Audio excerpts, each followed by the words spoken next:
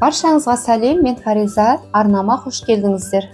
Бүгін сіздермен бірге баялдыдан жасалған грек жаңғағы қосылған осындай әдемі дәмді тіске басар жасап көрейік. Ол үшін ең алдымен бізге орташа көлемдегі баялды қажет. Және грек жаңғағы, кинза ас көгі және 2 тісше сарымсақ керек. Және бізге қара бұрыш, тұз және ашты қызыл бұрыш қажет болады. Және де біраз қасық жүзім сірке суы қажет болады. Және кішкене ғана таза су қажет болады.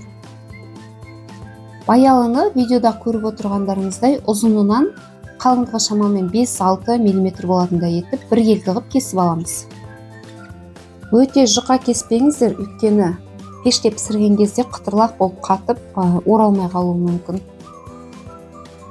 Енді бұл баялымызды тұзды суға салып бір 15-20 минутқа қойып қоямыз. Сол кезде баялының бойындағы қышқыл өзіне тән аштылығын тұзды су алып түсетін болады.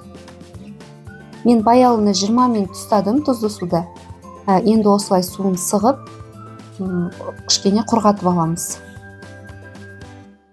Осы видеоның сіздерге аз да болса пайдасы тиген болса, немесе видео ұнаған болса, достарыңызбен бөлісіп, арнама тіркеліп қоюды ұмытпаңыздар. Баялының екі жағында сұйық маймен майлап, пергамент қағазының үстіне жайып, қызып тұрған пеште 180 градуста кішкене қызарғанша пісіріп аламыз. Баялымыз піскенше салмасын дайындап алайық. Оған ең алдымен грек жаңғағын блендерлеп аламыз. Қолданылған барлық заттардың нақты мөлшерін описание бөліміне жазып қоямын. Сол жерден қарап алсаңыздар болады. Бұл тағам негізінен Грузин елінің тағамы, сондықтан дайын болған тіске басарды анар дәндерімен, яғни граната немесе нар шарап соусымен әрлесеңіздер керемет үйлесетін болады. Келген қонағыңызды таң қалдырғыңыз келсе, дәл осылай жасап көруге кеңес беремін. Өйткені өте дәмді, жай ғана майонез бен чеснокпен жасап жүрген өзіміздің рулетке қарағанда ерекше болып шығады екен.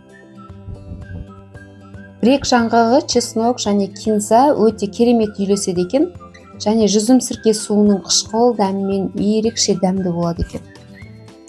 Баялдымыз пісіп, суығаннан кейін рулеттерге орайтын боламыз. Видеода көріп отырғандарыңыздай, жарты қасық салма салып, тек қана бас жағына салыңыздар, осылай ораған өте әдемі көрінеді.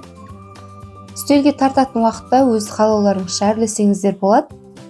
Мен черри қызанағы және бальзамик соусымен грек жаңғағын ұсатып, үстіне сеуіп әрледім. Өте әдемі болып шықты, сіздерде көрсеңіздер болады. Басқа да қызықты рецепттерді жоғалтып алмау үшін арнама тіркеліп, достарыңызбен бөлісіп, лайк баса кетуді ұмытпаңыздар.